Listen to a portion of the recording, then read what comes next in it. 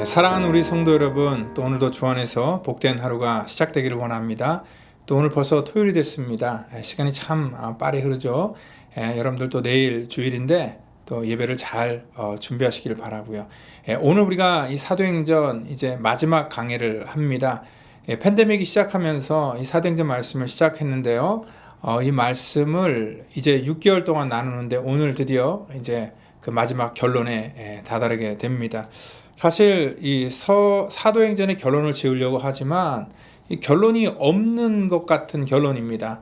왜냐하면 우리가 드라마나 아니면 영화 뭐 이런 책 같은 걸 볼 때는 항상 주인공에 대한 그런 이 결론이 등장합니다.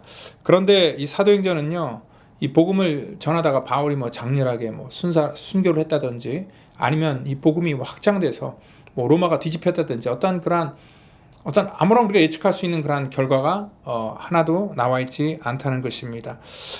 사람들은 바울을 여전히 주목하지 않고요. 또 바울도 별로 영향력이 없습니다. 그냥 바울을 찾아오는 사람들 몇 명 많았던 것이고, 또 바울은 계속 감옥 안에 있으면서 정말 답답한 그러한 삶을 계속 이렇게 이어갔을 것입니다. 결론이 없는데 우리가 무슨 결론을 지어야 될까요? 그래서 오늘 우리는 어떻게 결론을 사도행전을 내릴까? 이것에 대해서 좀 우리가 생각해 보고자 합니다.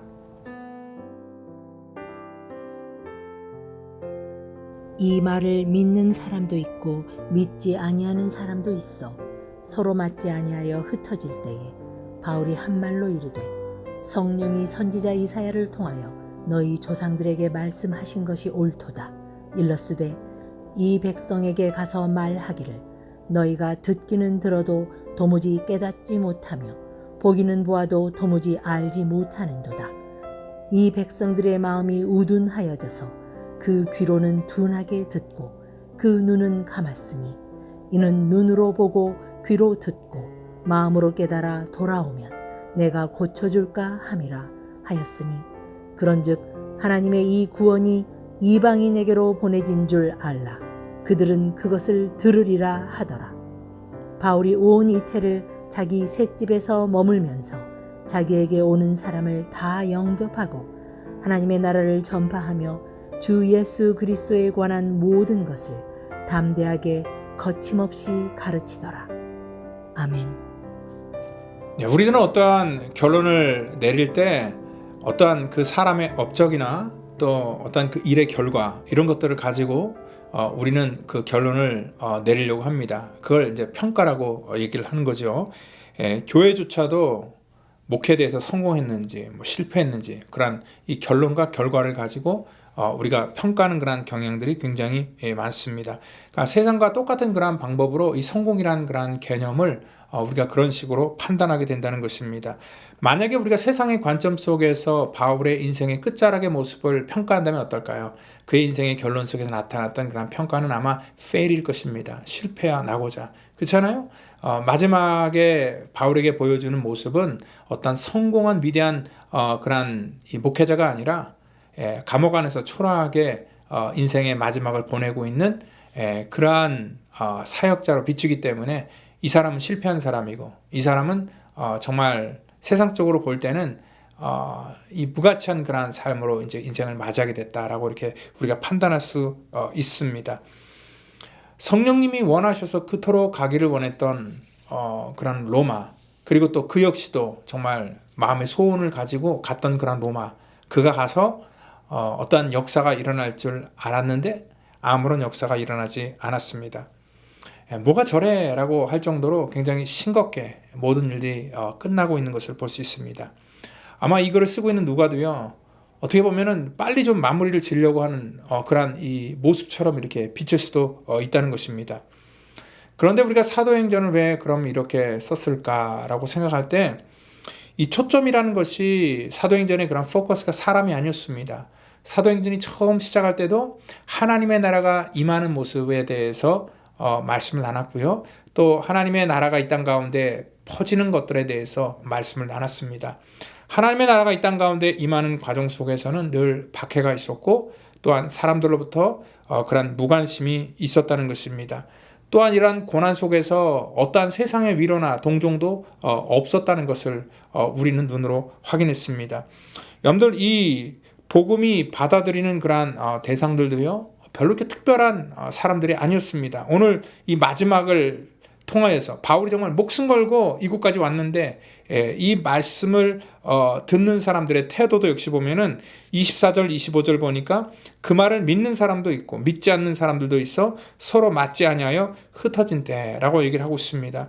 어떻게 바울이 목숨을 걸고 이곳까지 가서 전했던 복음에 대해서 사람들의 반응이 이렇게 시큰둥할까요? 그냥 믿었던 사람들과 믿지 않았던 사람은 똑같습니다. 그리고 26절 27절에서 듣기는 들어도 깨닫지 못하고 보기는 보아도 알지 못한다.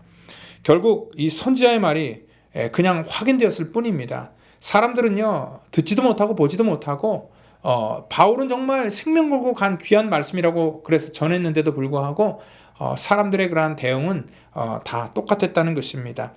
결국 이것도 주님께서 우리에게 알려주시는 그러한 이 결과라고 생각합니다. 우리가 살아가는 이 세상도 그때나 지금이나 별반 다를 것 없다라고 이렇게 생각을 합니다. 바울이 또한 위대하다고 얘기하는 것도 아닙니다. 결국 이 말은요 우리가 살고 있는 시대나 그 시대나 똑같고 바울이나 우리나 다를 바가 없다는 것을 다시 한번 말씀하고 있습니다. 바울이 위대하기 때문에 어떤 사람에게 초점을 맞추면 바울에게 이 주목을 하면서 클라이막스가 맺어질 터인데 이 바울이라는 그런 위대한 이 전도자도 정말 이 안개처럼 그냥 흐지부지하게 사라져 버리고 끝나게 된다는 것을 볼 때에 이 사도행전의 포커스는 사람이 아니라 하나님의 나라에 맞춰지고 있다는 것을 우리 가운데 다시 말씀하고 있습니다. 그러면서 바울과 같이 하나님의 나라는 누가 세워야 되나? 하나님의 거룩한 사명을 깨달은 사람들이 계속 진행형으로 세워나가야 된다라는 것들을 말씀하고 있습니다. 그래서 누가는요 어떻게 보면 오픈 클로징이라는 그러한 방법으로 모든 것들이 끝났지만 다시 새롭게 시작되는 그러한 이 말씀으로 우리 가운데 써 있고 어떤 특출난 사람이 이러한 역사를 써내가는 것이 아니라는 것을 다시 한번 강조하고 있다는 것입니다.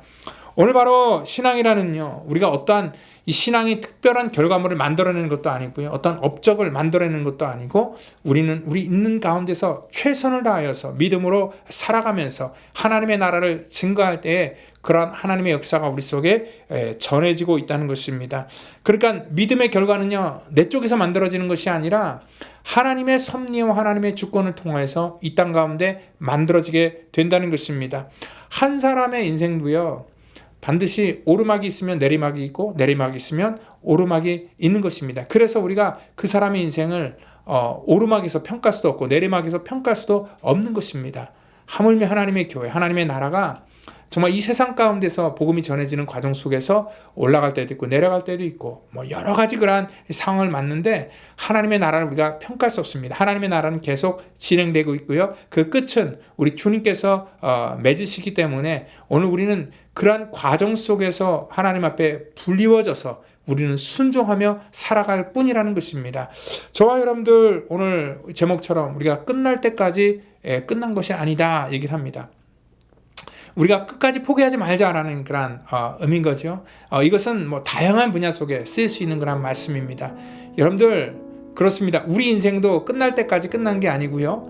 또 우리의 사역도 끝날 때까지 끝난 게 아니고 또 여러분들이 하는 모든 일들이나 또 여러분들의 삶 속에서 벌어지는 모든 그런 자녀든지 사업이라든지 우리 인생의 모든 과정도 끝날 때까지 끝난 게 절대 아닙니다. 여러분들 포기하지 마시고 항상 희망을 가지시고 또 매사에 정말 하나님이 주시는 그러한 이 놀라운 권세를 가지고 당당하게 세상을 살아갈 때 지금은 힘들고 어려워서 앞이 보이지 않는 것 같지만 하나님께서 결국 우리를 통하여서 하나님의 놀라운 일들을 이루실 그때가 분명히 있다는 것입니다.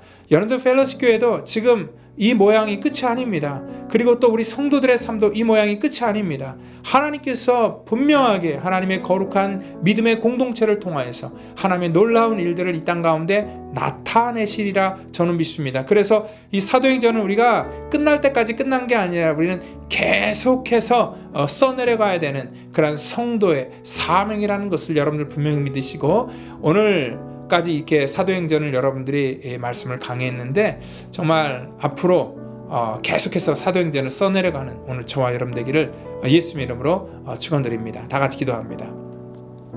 주님 감사합니다. 지난 수개월 동안 하나님 이 사도행전 말씀을 저희들에게 허락하신 것 감사합니다. 말씀을 통해서 아버지 하나님, 우리가 하나님의 나라를 깨닫았습니다. 그리고 또한 하나님의 나라가 어떻게 이 땅 가운데 이루어지는 것을 이해했습니다.